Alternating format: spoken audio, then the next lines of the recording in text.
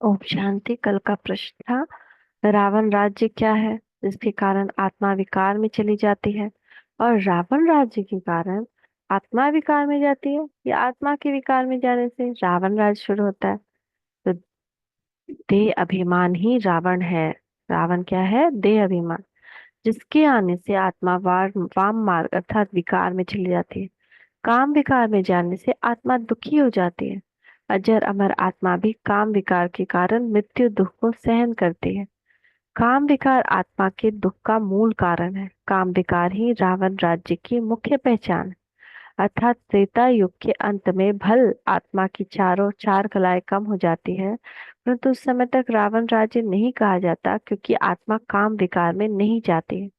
द्वापर के आरंभ होते ही आत्मिक शक्ति पर देह अभिमान हावी हो जाता है, जिसके कारण आत्मा काम विकार में जाती है और वहां से ही रावण राज्य या नरक शुरू होता है, जो कलयुग के अंत तक रौरव नरक बन जाता है क्योंकि वहां सभी आत्माएं काम के वशीभूत हो जाती है। द्वापर में काम जहाँ संतानोत्पत्ति का साधन था, वहीं कलयुग के अंत में काम वासना मनोरंजन का एक साधन बन जाता है। बाप कब उल्टी मत नहीं देंगे, सम्मुख आकर श्रीमत देते हैं। ऐसे नहीं कहेंगे कि रावण कोई चीज है जो कोई की बुद्धि में बैठ मत देते हैं। सभी ड्रामा में नूंद है। मनुष्य बिल्कुल ही पतित बन जाते हैं माया के कारण। तुम जानते हो हम देवता बनेंगे फिर पतित बनना शुरू करेंगे। साकार बाबा 24/1973 रिवाइज्ड।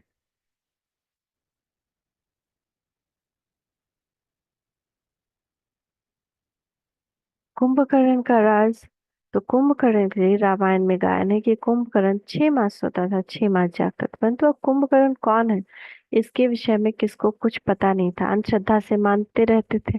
इसका यथार्थ अभी पता पड़ा है कि हम आधा कल्प ज्ञान मार्ग में दिन में जागते हैं और आधा कल्प भक्ति मार्ग रात में अज्ञान नींद में सोते हैं, और संगम युग पर परमात्मा आकर अज्ञान नींद से जगाते हैं, है ना, शिवराम आकर जगाते हैं। तो फिर भी जो नहीं जागते, ज्ञान को एक कान से सुनकर दूसरे कान से निकाल देते, वे कुंभकर्ण ही हैं। अर्थात घड़े के में आवाज करो तो वह जड़ घड़ा क्या सुनेगा। तो कुंभकर्ण की नींद में अभी सोए हुए हैं, फिर बाप आकर जगाते हैं। तुम बच्चों को जगाया है अब, और सब सोए पड़े हैं, तो तुम भी कुंभकर्ण की आसुरी नींद में सोए हुए थे, बाप ने आकर जगाया। इसको कहा जाता है अज्ञान नींद।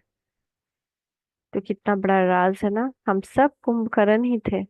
अब अभी तक भी जागे हैं कि अभी भी कुंभकर्ण की अज्ञानता की नींद में सोए हुए हैं कि हम कुछ भी ठीक नहीं कर सकते।